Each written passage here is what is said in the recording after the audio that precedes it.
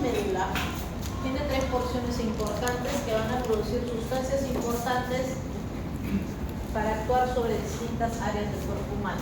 En la corteza, de aquí para arriba, en este cuadro del Ross, tienes a los mineralocorticoides. Mineralo porque van a tener efectos sobre los electrolitos como el sodio y el potasio en su equilibrio dentro del cuerpo. Los glucocorticoides para la producción de cortisol principalmente, y sus efectos metabólicos sobre el azúcar, las proteínas y los lípidos, y las gonadocorticoides que van a tener la importante producción de andrógenos, testosterona finalmente como hormonas sexuales. Eso es con respecto a la corteza. Con respecto a la médula tenemos las células cromafines, ¿no? Células cromafines, ellas productoras de catecolaminas como la noradrenalina y la adrenalina. Todos esos sectores pueden tener una enfermedad en bloque o particulares, ¿no? Que vamos a tratar de estudiar hoy. No voy a hablar de la médula suprarrenal, solo mencionaré que una enfermedad, la más común, el feocromocitoma, un tumor de células cromafinas, productor de noradrenalina, con sus efectos que ya ustedes conocen: simpático-miméticos, taquicardia, hipertensión, ruborización, que puede ser mortal para el paciente, ¿no? Vamos a centrarnos en la corteza suprarrenal. La corteza puede estar hiperfuncionante o hipofuncionante dependiendo de lo que la aqueje o del factor externo que actúe sobre ella. Por ejemplo, tenemos las insuficiencias de la corteza suprarrenal. Las insuficiencias pueden deberse, por ejemplo, a un ataque inmunológico de toda la corteza, que voy a tener déficit de producción de aldosterona, cortisol. Puede deberse a infecciones como la tuberculosis, principal causa de insuficiencia de la corteza suprarrenal o de insuficiencia suprarrenal en nuestro país, en el Perú. Podemos tener fallos metabólicos, ya que la producción de estas hormonas deriva del cortisol. Y en ese proceso de producción, si me falta alguna enzima, voy a tener la alteración de la producción de esas hormonas, ¿correcto? Insuficiencia secundaria significa que ella también se enferma, pero por causas externas a ella, como por ejemplo tengo una destrucción del hipotálamo, un ácido hemorrágico hipotalámico, un tumor hipotalámico, tengo un tumor hipofisiario, ¿no?, que inhibe o disminuye la estimulación de esta corteza suprarrenal como causa secundaria, porque el problema no es ella, el problema es la hipófisis o el hipotálamo, ¿ya? Entonces, vamos a desmenuzar estas enfermedades poco a poco. En ese caso les he mencionado solo, por ejemplo, si hubiera hipofunción, ¿no? Puede haber lo contrario, una hiperfunción de la corteza, por ejemplo, en un exceso de ACTH. Tengo un tumor, por ejemplo, productor de ACTH, un tumor en la hipófisis, y este tumor de la hipófisis, respetando el eje hipotálamo, hipófisis, corteza adrenal, vamos a tener una gran estimulación y por ende una gran producción de cortisol.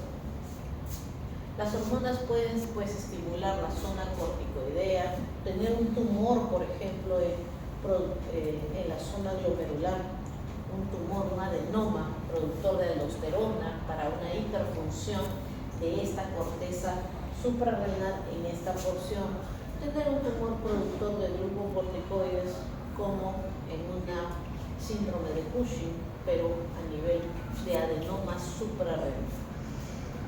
Y la hipofunción que ya mencioné, las causas autoinmunitarias, infecciosas, isquemias o problemas de hipoperfusión por shocks de cualquiera sea la causa, cardioténicos, hemorrágicos, sépticos, etc. ¿Ya? Veamos entonces primero la alteración de la glándula suprarrenal desde el punto de vista solamente del cortisol principalmente. Entonces, la glándula suprarrenal va a ser estimulada por la ACTH positivamente, pero hay enfermedades, ¿no?, que van a producir una hiperestimulación de la corteza suprarrenal, y van a haber enfermedades que son propias de la misma corteza suprarrenal que van a producir la hiperfunción de ella, por ella misma. Y eso va a terminar generando un aumento del cortisol y generando el Cushing. Digo el Cushing porque puede ser un síndrome o puede ser enfermedad de Cushing. ¿Cuál es la diferencia de ambas nominaciones? Hablaremos de enfermedad de Cushing, o sea, efectos sobre el cuerpo por una alta concentración de cortisol en sangre, cuando el problema esté situado en la hipófisis, ¿ya? En la hipófisis. Voy a tomar esto.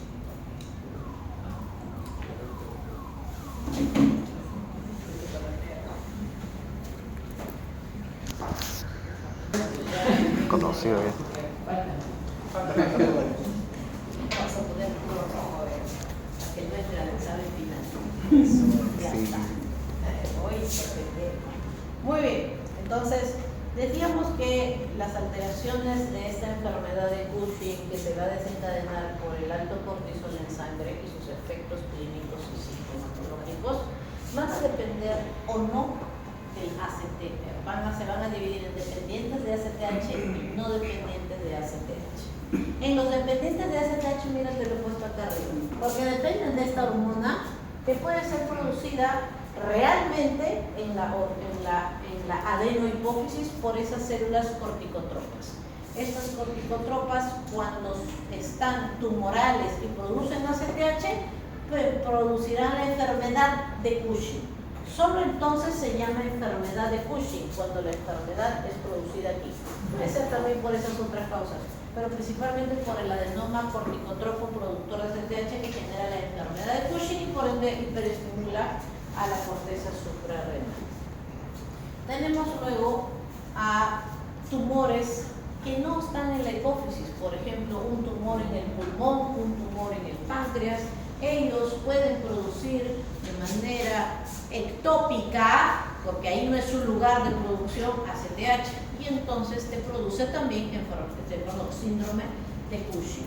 Es más frecuente pues tener un cáncer de pulmón, que es una de las principales causas de muerte en varones en el mundo, que tener pues un adenoma suprarrenal.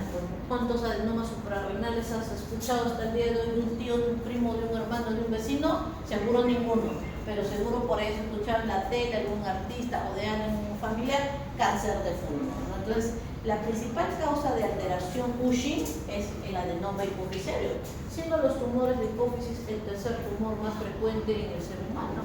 Entonces corrobora de que es la causa más frecuente de Cushing en las personas, ¿ya? Y es dependiente de ACTH. Las corticotropas por los síndromes paraneoplásicos y los independientes. ¿Por qué independiente? Porque él va a producir cortisol y no depende del ACTH. Es más, en este caso el eje hipotálamo-hipófisis van a disminuir y vamos a dosar ACTH bajo en estos pacientes, en tanto que los de arriba ACTH elevado, con diferencias laboratoriales distintas y clínicas distintas para ambos dependientes de ACTH. Vamos a ver las diferencias.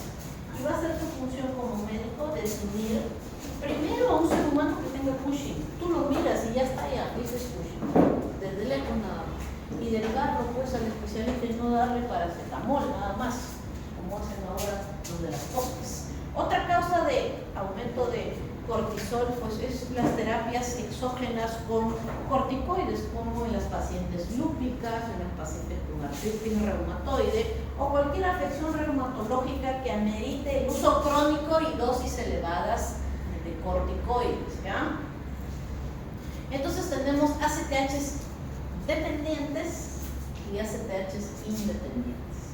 Los dependientes generalmente vamos a separarlos como el endógeno, que es por el tumor de la hipófisis, ¿no? Que generalmente se da en mujeres, es muy frecuente en mujeres, por eso en las imágenes a veces van a ver a mujeres dibujadas, ¿no? Con esta obesidad característica centrípeta. Es la causa más frecuente de Cushing y en el caso de ellas se produce por un aumento de las células, de la producción de células de corticotropina de ACTH, como ven en la imagen de este lado izquierdo, ¿ya? Muy bien, ahí vamos a ver que en estas pacientes también puede haber como un oscurecimiento de su piel, ¿no? ¿Por qué? Porque también va a haber estimulación de la producción de la hormona estimulante de los melanocitos, que derivan de la misma codificación de la producción del ACTH. Entonces, hay más ACTH, hay más MSH, entonces están todas trigueñitas. Antes eran trigueñas, pero ahora son más trigueñas, como más color terroso, más oscuro, ¿no? Es común en mujeres cerca de 8 a 1, dice el libro de fisiopatología, y es en la adultez madura y joven, entre 20 y 40 años. El síndrome ectópico cambia totalmente la epidemiología.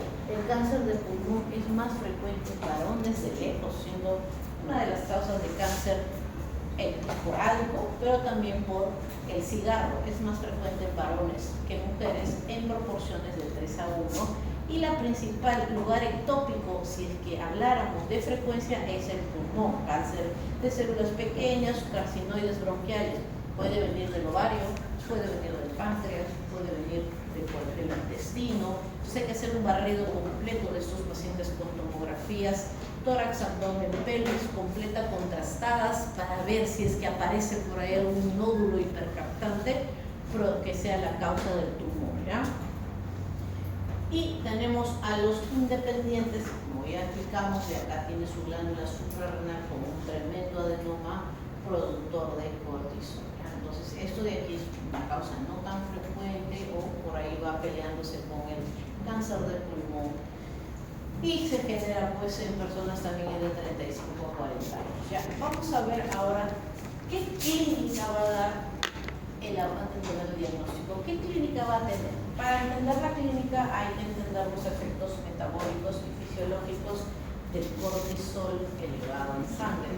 El cortisol tiene efectos metabólicos sobre el metabolismo de los carbohidratos, principalmente el estímulo de la gluconeogénesis. Entonces va a haber utilización de grasa para producir azúcar, lisis o metabolismo catabólico de proteínas para producir azúcar. Entonces va a haber una lipodistrofia, va a haber consumo de la masa muscular también, generando extremidades finas y delgadas con una redistribución de la grasa corporal de manera centrípeta como la vemos aquí. Entonces así se ve el morfotipo típico de Cushing, que generalmente suele ser mujeres con un tumor aquí adentro de su hipófisis, ¿ah? También tienen efectos, ¿no?, sobre el sistema inmunológico importante. Los pacientes que tienen elevado cortisol van a tener déficit de la producción de inmunoglobulinas, hay déficit de la respuesta celular contra infecciones intracelulares, linfocitos T, y también van a tener disminución de respuesta de los fagocitos, o sea, de los macrófagos. Por ende, estos pacientes, ya sea porque toman mucho corticoide o porque tienen un tumor, son inmunosuprimidos, están propensos a producir infecciones urinarias, neumonías, etcétera, etcétera. Otro efecto de los cortisol sobre el hueso: va a generar osteopenia o puede generar osteoporosis con fracturas patológicas simplemente sin ningún traumatismo evidente. El paciente puede tener fractura de columna, ¿no?, fractura de un hueso por una caída simple. Entonces hay osteopenia o osteoporosis llegando a la fractura patológica, ¿ya? Gran importancia de prevenir y curar esta enfermedad también, porque lo lleva a la disminución de su eficiencia de actividades, ¿no?, en el día a día. También inhibe la buena cicatrización de las heridas porque inhiben a los fibroblastos, y así múltiples efectos. Entonces, mira, sobre el sistema inmunológico, sobre las macromoléculas y sobre los huesos, ¿no? Pueden también tener efecto mineralocorticoide, los glucocorticoides, si es que se orientan a mucha producción de ACTH. Vamos a ver que los ACTHs que produce la hipófisis tienen un nivel elevado, pero no es tanto como la inmensa producción de ACTH en los ectópicos. Es tanta la producción que vamos a tener no solamente efectos glucocorticoides, sino que vamos a tener también efectos mineralocorticoides y con ello la reabsorción de sodio y agua y la eliminación de potasio o secreción de potasio, generando en estos pacientes hipernatremia, hipertensión e hipocalemia como trastornos hidroelectrolíticos, ¿ya? También podemos tener exceso de andrógenos en estos pacientes, ¿no? En casos de ACTH dependientes hay mucha estimulación de andrógenos y estas mujeres pueden presentar virilización del clítoris, pueden generar hirsutismo, ¿no? Hirsutismo, que es semiológicamente la producción de vello, ¿no? Aumentado en zonas donde no deberíamos tener mucho vello, ¿no? Como por ejemplo los brazos, ¿no? Son mujeres más pequeñas, con unos brazos llenos de pelos, con una jiba, me había olvidado la característica jiba, ¿no?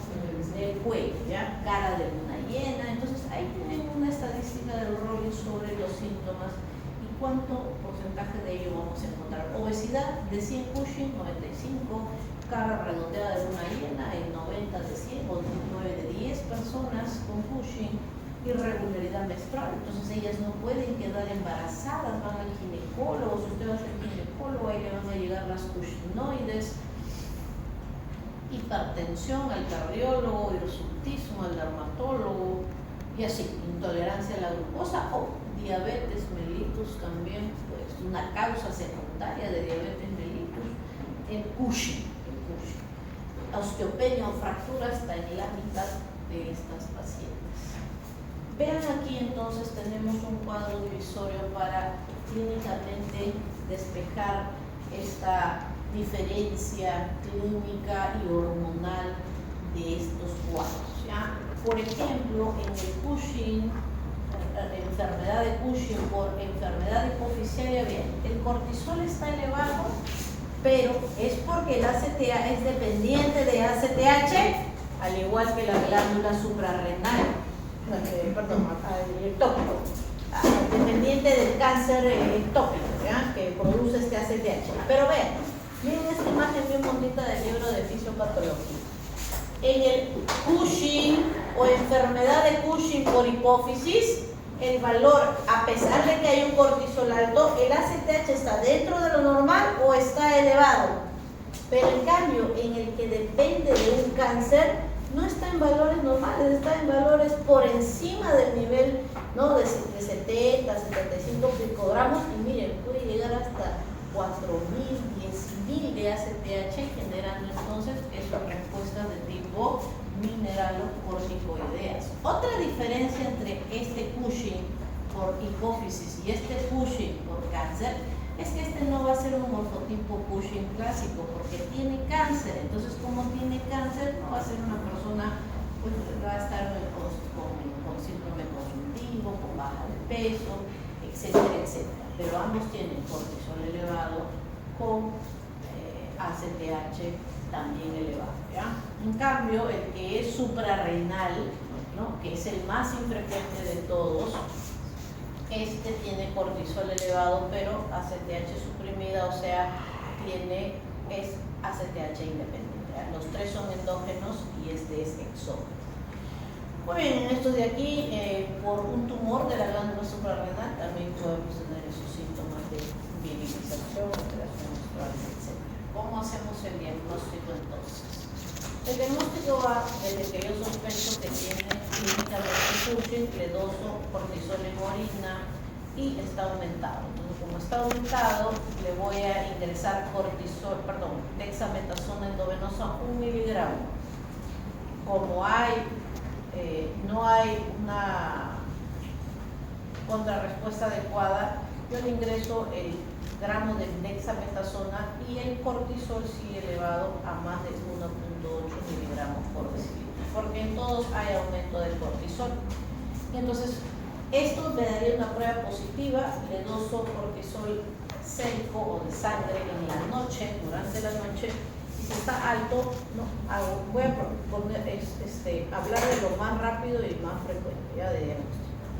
y al menos como médico general, y se confirma el Cushing. Ahora tu función, después de haber diagnosticado laboratorialmente el Cushing, necesitas determinar el ACTH para ver si es dependiente o independiente. Lo más raro es este de acá, el ACTH que va a estar suprimido, ¿no? O sea, es ACTH independiente.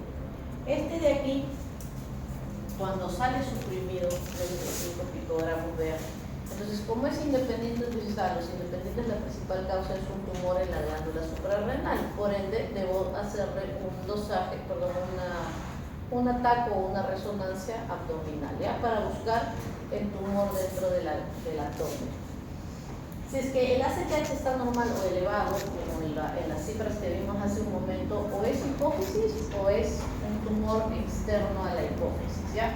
Le agregas ya no 1 miligramo, sino hasta 8 miligramos de dexametasona, o sea, una dosis mucho, 8 veces más alta. Cuando hay un tumor de hipófisis puede haber una supresión del cortisol, porque algunas células todavía pueden responder, entonces vas a tener que pedirle una resonancia cerebral. Pero si es que no suprime a pesar de la alta carga de cortisol, entonces buscas y le pides un atomo, ya le pides abdomen, pélvica, todo lo que te dije, ¿ya? Para buscar ese tumor ectópico. Seguimos. Otra enfermedad de la glándula suprarrenal ya no tiene que ver con la hipófisis o con tumores externos a ella, sino con déficit celular metabólico en la producción de enzimas. El colesterol es el precursor desde ese ciclo pentano pedido prenatreno de 20 carbonos. Esta estructura química es la que va a producir, bajo cambios químicos de estas enzimas, la 21 y la 11 hidroxilasas, a estos tres productos, a la aldosterona, al cortisol y a la testosterona, dependiendo de la ruta que va a seguir. La pregnenolona, que es el precursor de estos dos de acá, de la aldosterona y el cortisol, van a formar progesterona y 17-hidroxiprogesterona. Si es que yo tengo déficit en la producción o deficiencia total o parcial de la 21-hidroxilasa, nunca podré producir o produciré poca producción de aldosterona. Entonces la vía, cada vez que yo active esta vía, se va a ir hacia la 17-hidroxiprogesterona, porque esto es una vía externa para producir cortisol, además de la pregnenolona, lo podemos hacer desde la progesterona. Claro que ambas usan la misma enzima, pero para pasar desde esta 17 hasta cortisol, nuevamente necesito usar la 21. Por ende, no voy a tener producción ni de aldosterona ni de cortisol, y toda la vía se va a derivar hacia la dehidroepiandrostenediona sulfato, que produce androstenediona y finalmente testosterona. Si es una niña, esta niña va a tener gran producción de testosterona con una hiperestimulación de la corteza para poder producir esto, que lo hará poco o nada, y eso generará virilización de los genitales externos, ¿no? Un pseudo hermafroditismo, donde vemos acá una virilización del clítoris y fusión parcial de los pliegues labio-escrotales, ¿no? No se ha cerrado, y una gran hipertrofia intensa en niños de 7 años, ¿no? Puede ser, y en los niños y en los varones pues va a haber más, una virilización más grande de su genital, ¿no? Muy bien, eso es con respecto a la hiperplasia suprarrenal congénita. Ahora veamos a la insuficiencia suprarrenal. Un morfotipo distinto al Cushing, no es gordo, no hay obesidad, al contrario se ven las costillas delgadas, se ven los huesos. Ese es un paciente con la cara de agotamiento, de apatía, ¿no? De fatiga, etcétera, etcétera. El cortisol es importante pues para las respuestas ante el estrés, ante el ayuno, etcétera, etcétera. La insuficiencia puede ser primaria por culpa de una lesión. ¿Cuáles son las principales lesiones? Ya les dije, principalmente las de tipo autoinmunitarias, que generan pues a los tipos HLA con pérdida de la tolerancia a estas células de la corteza. O, en nuestro país, la TBC, ¿ya? La TBC es causa de insuficiencia suprarrenal para los países en desarrollo. y las hemorragias o infartos suprarrenales. Ya luego tienes enfermedades raras como depósitos de proteínas amiloides, sarcoidosis, etc. Entonces, estas son las causas. Ya, cuando está suscitada dentro de la misma glándula, tendrás elevación pues como respuesta fisiológica normal de la ACTH, valores por encima del nivel normal. Pero si el problema es de la misma, secundario, perdón. Entonces, por ejemplo, si el problema no se da en la glándula, tienes un tumor de hipófisis, por ejemplo, y este tumor de hipófisis, como los tumores de hipófisis no funcionantes, que son los segundos tumores más frecuentes dentro de la hipófisis después del prolactinoma, estos tumores no funcionantes o los non-functional pituitary adenomas son masas gigantes que crecen ahí y no producen nada, aplastan ahí a las células y pueden producir no producción de ACTH, o que tengas un síndrome de Sheehan con panhipopituitarismo, ¿no? En el contexto de un panhipopituitarismo, o hipoxia y infarto de esa glándula de hipófisis, ¿no? Entonces, hay poca producción de ACTH, entonces eso sería una secundaria. Iatrogénica, pues por una cirugía, ¿no? Le operas a la paciente de un tumor de hipófisis, le haces una adenectomía cerebral y le retiras toda la hipófisis y ya no tiene ACTH. Lo importante es al menos diferenciar si es primaria o secundaria para el tratamiento que se le va a dar y las diferencias al menos para ustedes clínicas de una insuficiencia suprarrenal. Por ejemplo, en la insuficiencia suprarrenal primaria vamos a tener hiperpigmentación de piel y mucosas, en cambio en la secundaria va a haber palidez, porque en esta de aquí va a haber aumento de la ACTH para estimular a la corteza y por ende también la mayor producción de hormona estimulante de los melanocitos. Va a haber antojos de sal porque estos pacientes van a tener poca producción de aldosterona, entonces al no haber aldosterona, la aldosterona reabsorbe insuficiencia adrenal primaria. La aldosterona reabsorbe sodio y agua y secreta potasio. Estas pacientes van a tener hiponatremia, ¿no? Con pérdida de sal por la orina y reabsorción de potasio. Entonces hacen hipercalemia con hiponatremia y por ende antojos de sal. Si no tengo ACTH, hay poca estimulación de la corteza, vamos a tener también además alteraciones de las vías andrógenas, amenorrea. Recuerden que buena producción de testosterona estimula la producción de andrógenos en la mujer, amenorrea, disminución de las óvulos, disminución de la libido, escasez de vello axilar, a diferencia del Cushing donde había hirsutismo, aquí hay escasez de vello, ¿no? De las características secundarias producidas por la testosterona o las hormonas, ¿no? Testículos pequeños, etc. Si es que se diera una enfermedad, ya sea en el niño o adolescente por un tumor, por ejemplo un craneofaringioma, ¿no? Que es el tumor principal o un importante tumor de la hipófisis en los niños, ¿no? Y adolescentes, el craneofaringioma, déficit puberal de crecimiento, demora en la pubertad. Muy bien, y estos son los generales, ¿no? Hiponatremia, va a haber hipoglicemia, ¿no? En un momento de estrés o de ayuno no va a haber glucosa, no va a haber gluconeogénesis con efecto glucocorticoideo, hay anemia, puede haber anorexia, pérdida de peso, cansancio, depresión. Entonces es un paciente aletargado, poco reactivo ante los eventos de estrés, no hay cortisol, ¿no? Y puede tener incluso, como hay pérdida de sodio y potasio, mareos, hipotensión ortostática con facilidad, se levanta de la cama, baja la presión en los vasoreceptores, ¿no? Y eso genera hipotensiones ortostáticas frecuentes.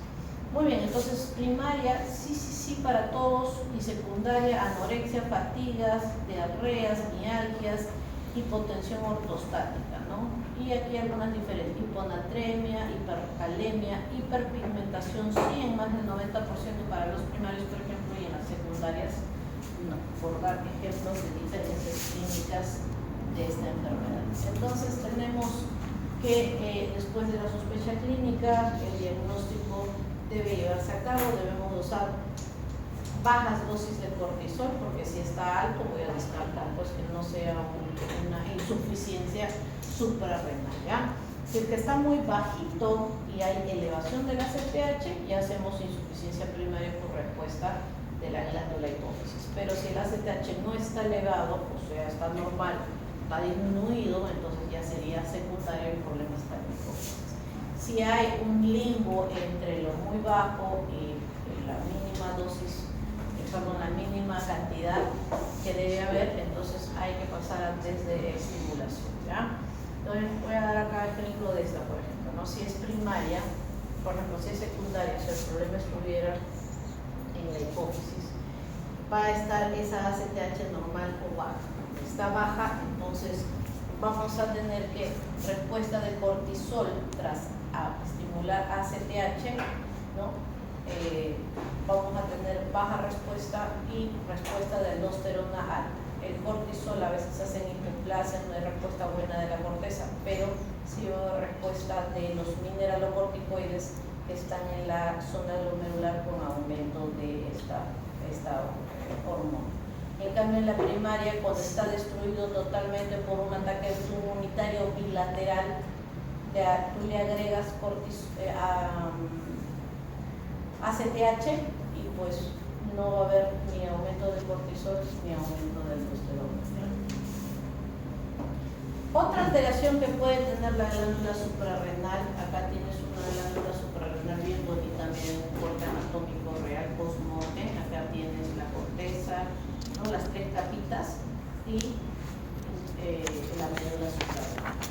Es un tumor productor de aldosterona. Ahora ya no produce cortisol, sino es principalmente productor de aldosterona. Eso se llama hiperaldosteronismo.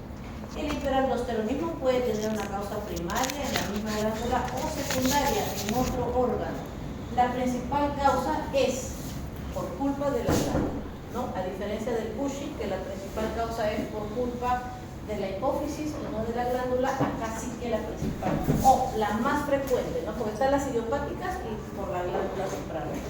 Entonces, vamos a tener hiperplasia bilateral de la zona glomerular, o sea, todo en conjunto, o un adenoma suprarrenal. Puede ser secundario, sí, por ejemplo, veamos un ejemplo, que el riñón tenga una isquemia, por la causa que fuera, tienes hemorragia, tienes un daño renal por AINES, tienes hipertensión maligna de larga data, no tratada, más de 160 milímetros de mercurio, desistólica, estenosis de la arteria renal. Todo ello genera hipoperfusión de la arteriola aferente con poca llegada de sodio a la mácula, activación en los túbulos de la producción de renina, angiotensina, aldosterona. Entonces tendríamos un hiperaldosteronismo, pero en este caso, ¿no? Con renina elevada, ¿no? Renina, angiotensina, aldosterona. En este caso, ¿no? Va a haber mucha aldosterona y por ende la renina disminuiría, ¿no? Su producción.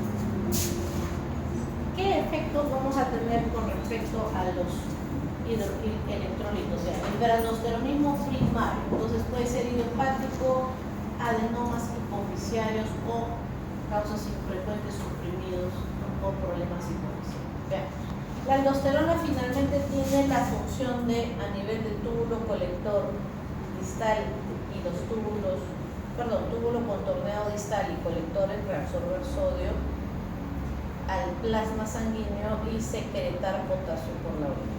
Esta reabsorción de sodio genera ósmosis con reabsorción de agua, ¿ya? Entonces, esta reabsorción de agua va a generar aumento del plasma, aumento de la presión hidrostática y por ende también hipertensión arterial en los hiperaldosteronismos primarios.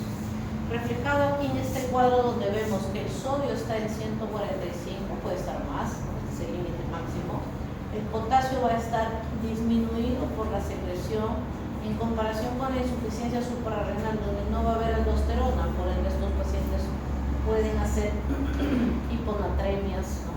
Severas, mira, 120, pueden llegar a generar, si no hay un tratamiento, edema cerebral y hipercalemias. Ambos alteraciones del potasio pueden desencadenar alteraciones eléctricas sobre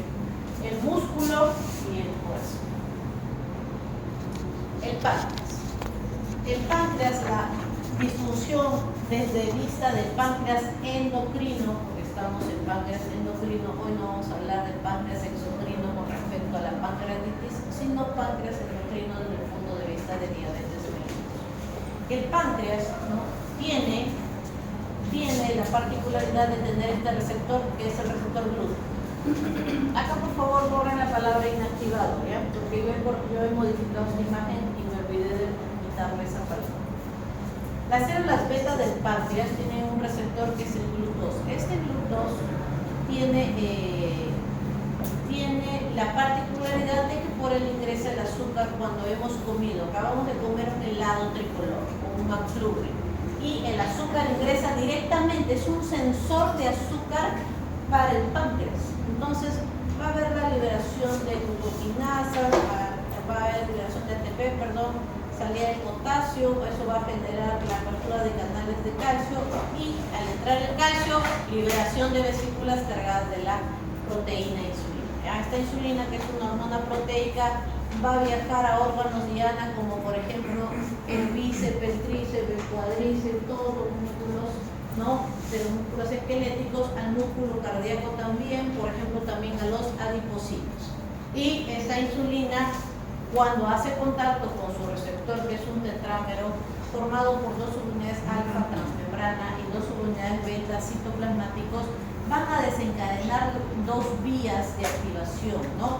Una vía que a través de la proteína CBL lo va a fosforilar también y va a permitir que estas vesículas cargadas de otra proteína llamada la GLUT4 se inserten en la membrana para que en ese momento que acabas de comer azúcar puedas ingresar la glucosa dentro de esa célula.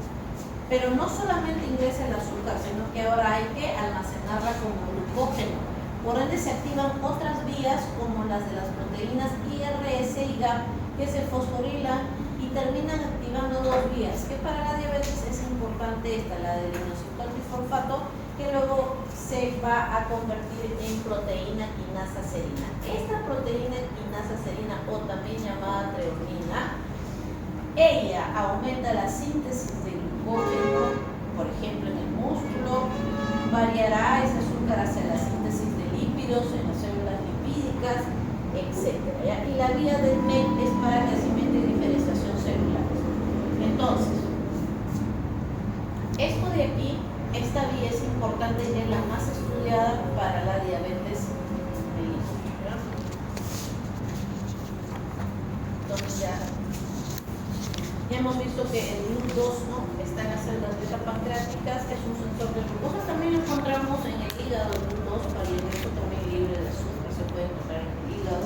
Y esta GLUT2, miren, ingresa glucosa, galactosa y fructosa. Y la GLUT4 principalmente en el músculo esquelético, cardíaco y tejido adiposo, bajo una estimulación insulínica. La diabetes mellitus tiene causas desde causas autoinmunitarias que generan a la diabetes de tipo 1, en donde hay antígenos HLA presentes, ¿no?, o complejos mayores de histocompatibilidad, ¿no?, de clase 1 y clase 2, que presentan al antígeno que es en la célula B, y eso genera la activación de linfocitos B, generación de inmunoglobulinas y marcaje para destrucción celular, ¿no? Tenemos también la diabetes tipo 2, que es la diabetes, ¿no?, de tipo obesidad más sedentarismo, donde vamos a estudiar que la principal fisiopatología no se debe a una destrucción inicial de la célula beta, sino un primer inicio de resistencia a la insulina y posteriormente disfunción de la célula beta con muerte de la célula beta, ¿ya? Ese es para la diabetes tipo 2, generalmente de gente adulta joven y adulta madura, y esta de adolescentes y niños. Otras causas de diabetes ya son más profundas, ¿no?, como defectos genéticos de la célula beta, defectos para la producción de insulina, ¿no?, de la misma hormona, pero también defectos, vean, del mismo páncreas. Si me da una pancreatitis porque soy alcohólico, si me da una pancreatitis porque me infecté del virus de la parotiditis, una causa de pancreatitis importante, si es que me da una pancreatitis porque, por ejemplo, hice una obstrucción de un cálculo biliar, un cáncer de páncreas, una fibrosis quística que altera la función pancreática, la causa que fuera que altere mi páncreas, entonces puedo producir diabetes mellitus. Endocrinopatías, ya hemos estudiado, ¿no? El síndrome de Cushing, la acromegalia a través de la hormona de crecimiento, que es una hormona gluconeogénica, también son hormonas diabetógenas productoras, ¿no? El hipertiroidismo con gran estimulación de glucagón, etc. Y así, distintas causas que pueden asociarse a diabetes mellitus. Las más comunes, la 1 y la 2. Vamos a ver rápidamente un cuadro comparativo entre ambas. Ya hemos entendido que esta es de gente mayor, esta suele ser de niños y adolescentes.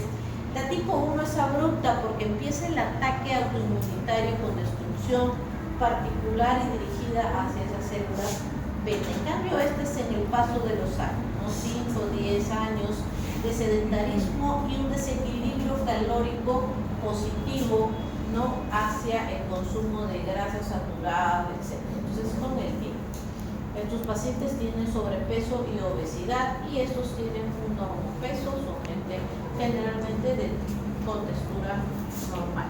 Estos están asociados a esos complejos de histocompatibilidad, ¿ya? Va a haber lesión temprana de los islotes, en cambio estos islotes se van a destruir tardíamente en la última etapa ya de la diabetes mellitus y se va a reemplazar por tejido fibrótico esas células pancreáticas destruidas, ¿ya? La masa celular al comienzo intensamente reducida en el niño y adolescente, por eso estos pacientes usan insulina desde el comienzo, porque su insulina no es el problema, su insulina está disminuida por la destrucción de beta pancreática. En cambio aquí, acá el problema es que la insulina que se produce no funciona y además empieza a haber con el paso del tiempo progresivamente reducción de estas masas de células beta, ¿ya?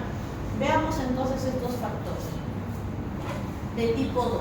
Vamos a estudiar la diabetes desde el punto de vista de la tipo 2 porque esa es la más frecuente. Entonces, veamos, un paciente que tiene una sobrenutrición, ¿ya?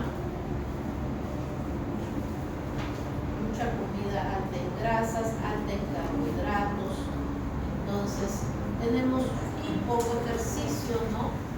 Entonces vemos la obesidad visceroabdominal que va a ir acumulándose. El azúcar, por ejemplo, que comen todos se está convirtiendo en grasa.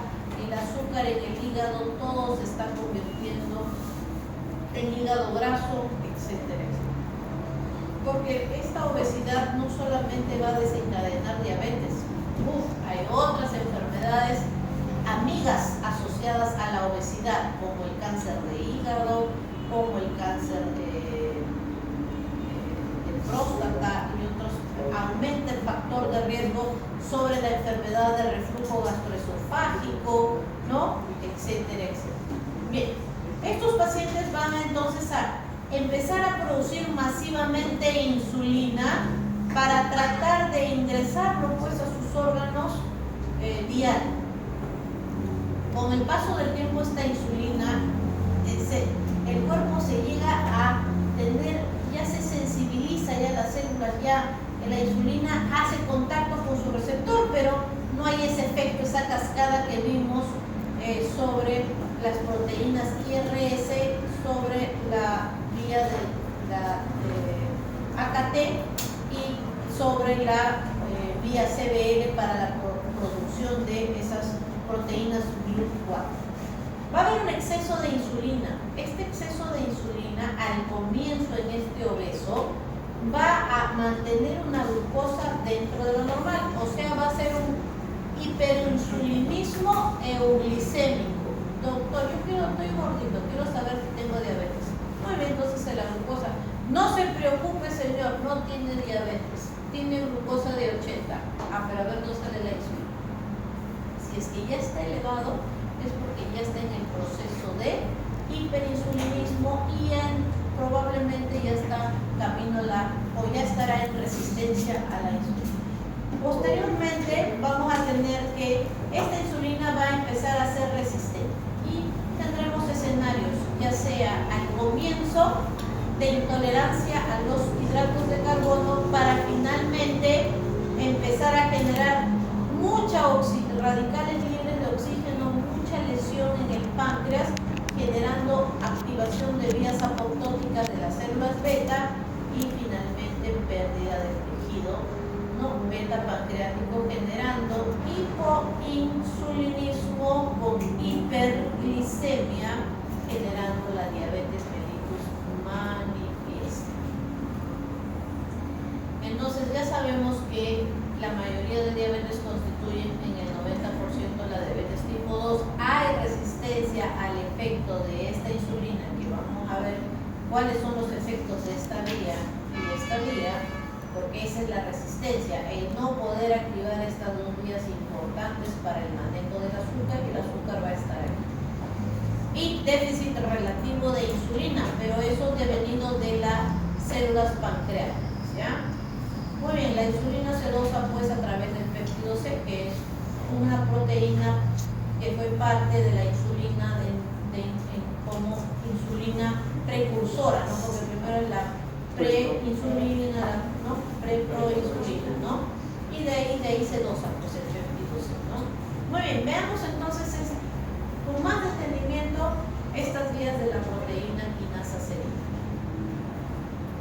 Muy bien, estos pacientes van a tener obesidad y van a terminar generando una disfunción mitocondrial en las mitocondrias del hígado. Recuerden que las mitocondrias manejan los ácidos grasos. Estos pacientes empiezan a hacer utilización de la grasa como medida de formación de ATP y también empiezan a usar pues esas vías de la cetogénesis, etc. Esta obesidad, van a terminar generando disfunción de la mitocondria. Esta pobre mitocondria ya no va a poder metabolizar esos ácidos grasos de cadena larga.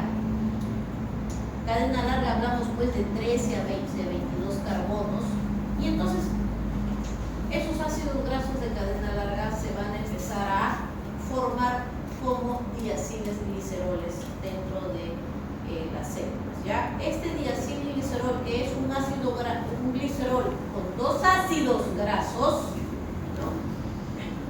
Es una molécula importante en la diabetes mellitus, porque esta diacilglicerol, va a inhibir a la fosfoquinasa E. Por ejemplo, el ácido palmítico, que es un ácido graso de cadena larga, puede producir hasta 102 o 104 ATP más o menos, mucho más incluso que una molécula de glucosa, ¿no? Entonces hasta 3 veces más que una molécula de glucosa. Pero ahora ya no los podemos trabajar porque hay daño mitocondrial. Eso permite el acúmulo de diacilglicerol, también el acúmulo de triacilglicerol como triglicéridos, y generando, por ejemplo, un hígado graso, ¿no? Un hígado graso.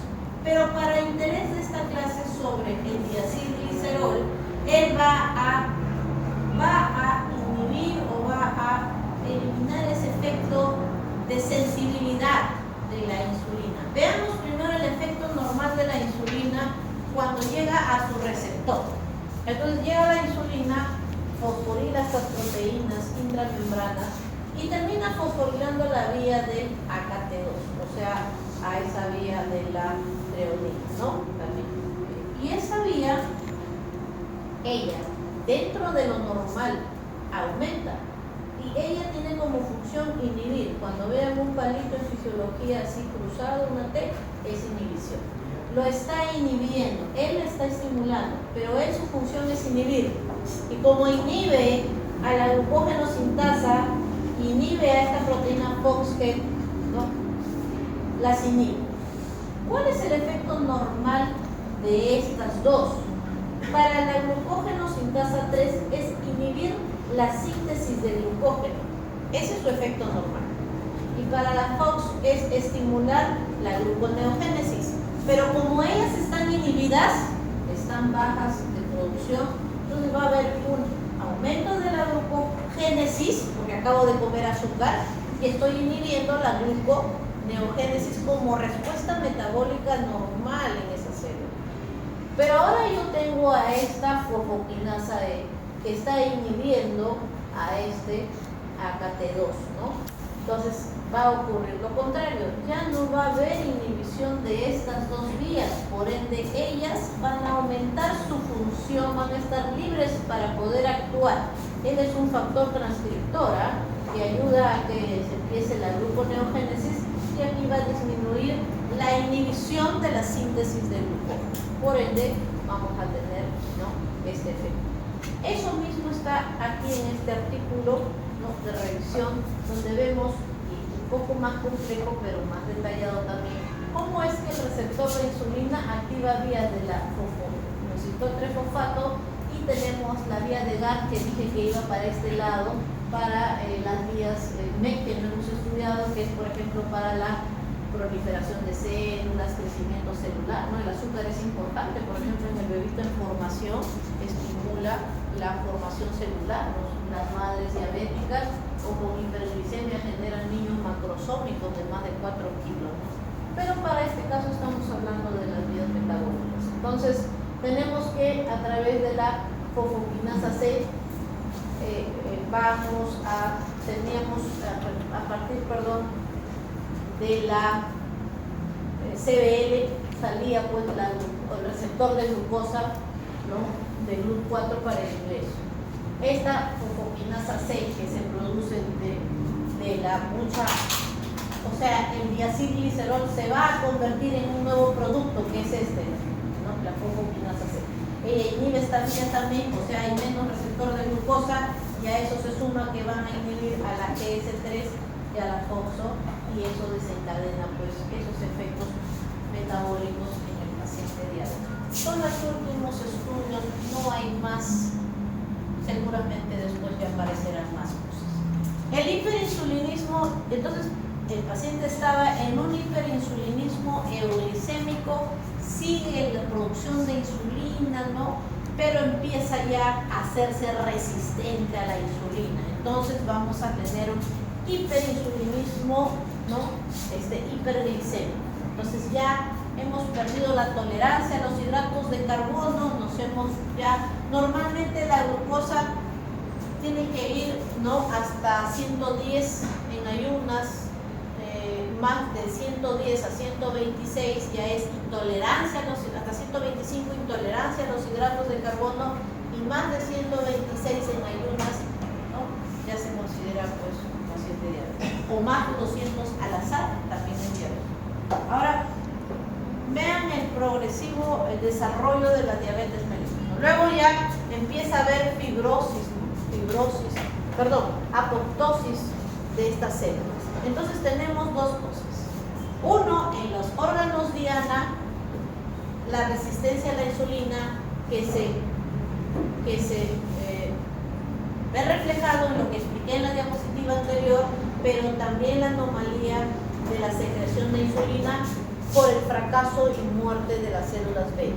Ya en este punto, cuando hay muerte y apoptosis, vamos a tener insulina baja y glicemia alta, o sea, un hipoinsulinismo hiperglicémico. Y encima esa insulina que hay ni siquiera tiene un buen efecto.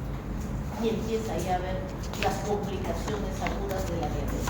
Al comienzo, vean, tenemos entonces al comienzo de la hiperglicemia, come. Entonces vamos a tener hipotoxicidad, menor entrada de glucosa en los tejidos periféricos, corazón, músculos, mayor gluconeogénesis por esas vías explicadas, menor efecto de la incretina. Esta incretina es una hormona que producen los intestinos y que va a estimular la producción de insulina, pero como está disminuida no va a haber mucha estimulación porque en teoría este paciente no está usando su azúcar, por ende el cuerpo quiere que el azúcar ingrese, ¿no? Entonces disminuye pues la secreción de insulina, ¿no? Aumento después aumento de hormonas contrarreguladoras como el glucagón y sobreexpresión, mira, de la proteína de la membrana luminal de los túbulos contorneados proximales de la SGLT3. SGLT2. Recuerda que en el túbulo contorneado proximal se reabsorbe en la primera porción el 90% del azúcar filtrado, ¿no?, desde el glomérulo, y el 10% por la SGLT1. Entonces hay más sobreproducción para tratar de absorber ese azúcar que se está filtrando en la orina. Después seguimos aumentando el problema. Ya tenemos mucho aumento de producción de insulina por las células beta del páncreas. También tenemos aumento del glucagón, de hormonas contrarreguladoras. Tenemos utilización de los ácidos grasos libres en la gluconeogénesis hepática. Mira, disminución de adiponectinas. Las adiponectinas no son hormonas que van a producir o estimular también la producción de insulina, ¿no? Pero en este caso va a haber disminución, pues, de esa producción de insulina, porque hay disminución de las adiponectinas por la sobreestimulación del tejido graso. Ausencia del efecto anorexigénico de la leptina. Entonces, en el cerebro producimos leptina que tiene un efecto de saciedad, ¿no? Ausencia del efecto anorexigénico. Entonces, tiene hambre todo el día. Recién acaba de comer una gaseosa con una Coca-Cola con hamburguesa y ya quiere comer Doritos y luego ya quiere cenar y así, a cada rato come, ¿no? Como en la película de la ballena. Todo el día comiendo a cada rato, o sea, su mente ya solamente es comer. Disminuyen las hormonas anorexigénicas y aumentan, ¿no?, aumentan las de la pena, ¿no? Muy bien. Sobreexpresión, o sigue habiendo sobreexpresión de la SGLT2 para reabsorber más azúcar, entonces estamos hiperglicémicos. Después vamos a empezar a ver ya disfunción de las células beta.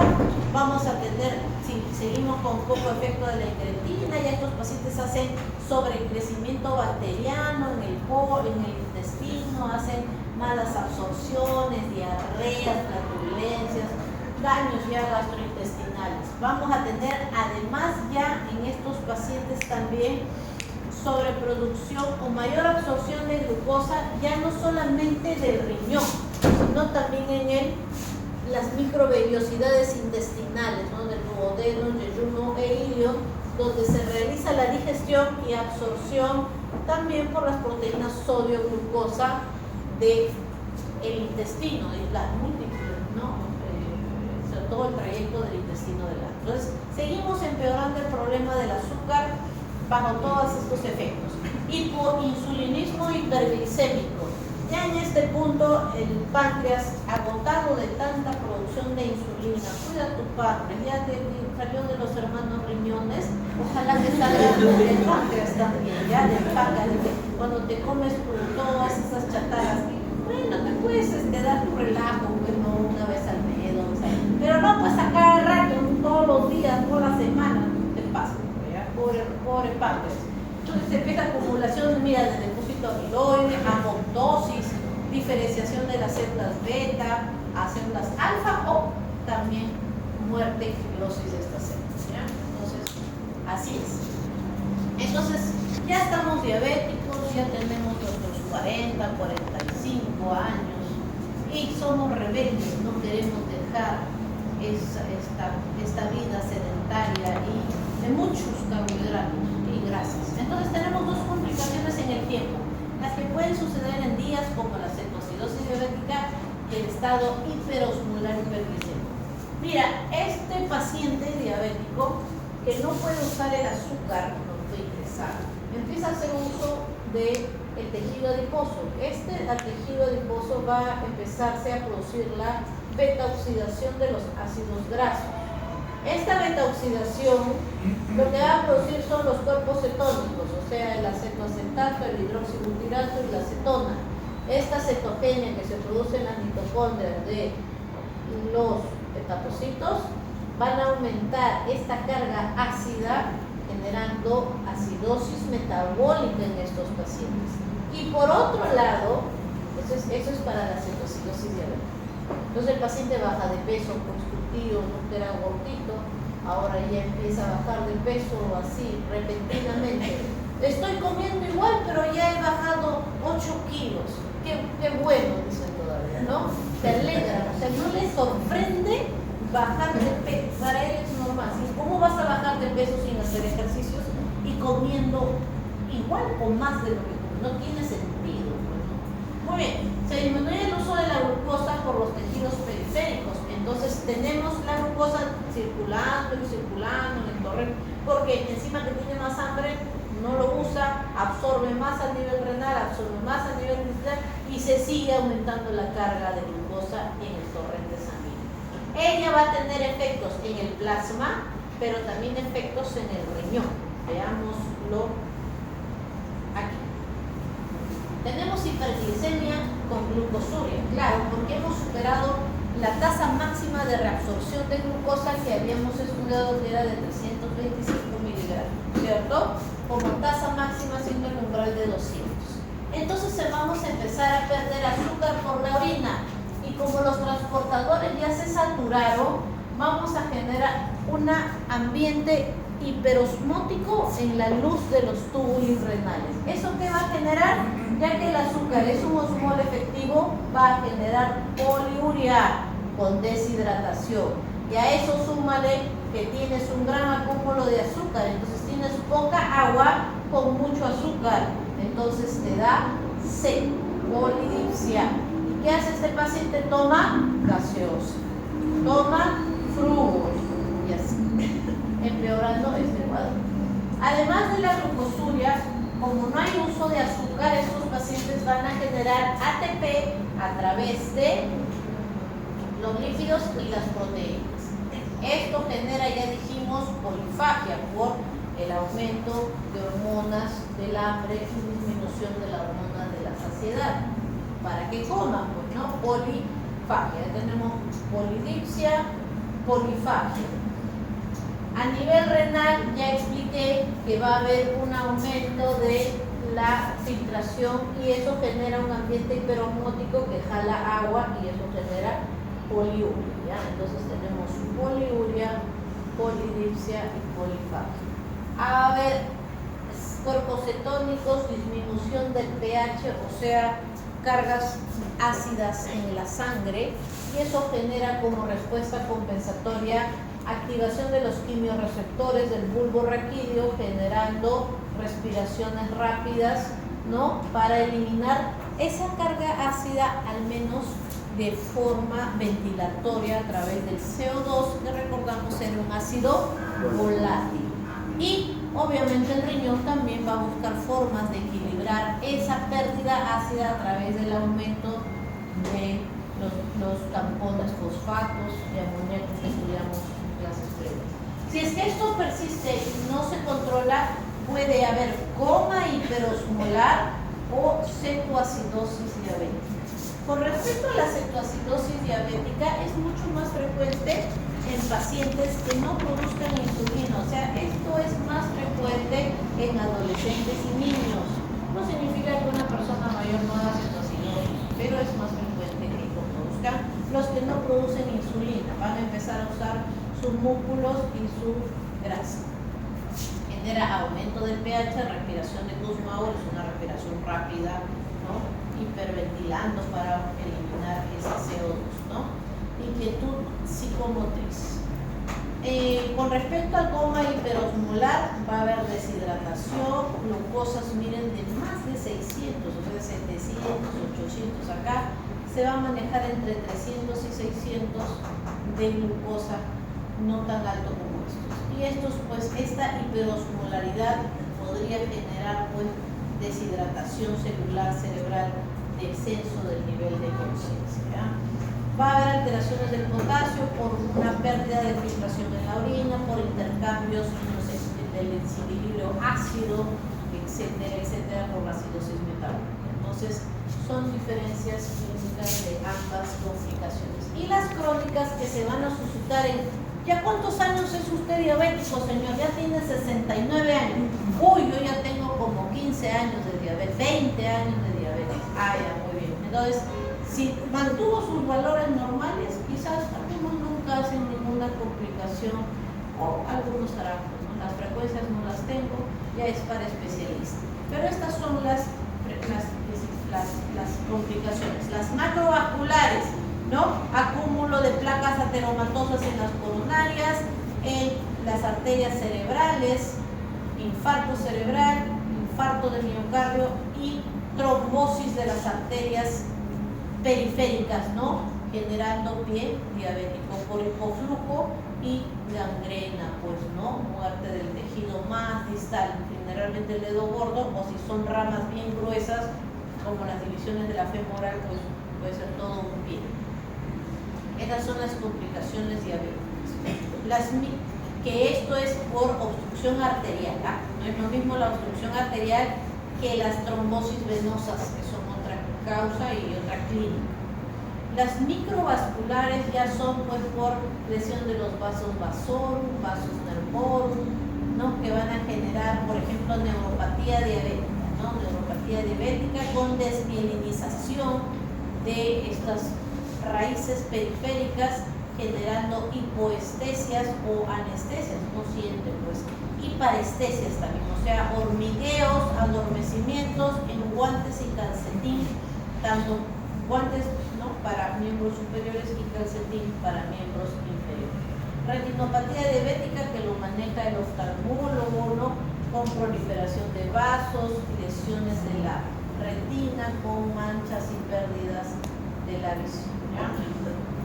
Muy bien, nefropatía diabética, también daños glomerulares, pérdida de la función renal y insuficiencia renal. Ya dentro de las neuropatías pueden ser mononeuropatías, por ejemplo, una importante mononeuropatía en el diabético puede ser la parálisis del tercer par craneal, con tosis palpebral, por ejemplo, pero lo más frecuente las polineuropatías, ¿no?, con pérdida de la sensibilidad de ambos pies, fáciles de hacer heridas, fáciles de hacer úlceras que no sienten, ¿ya? Listo. Muy bien, eso es todo, chicos. Nos vemos la próxima clase. No paren, vienen temprano. 15 minutos de tolerancia.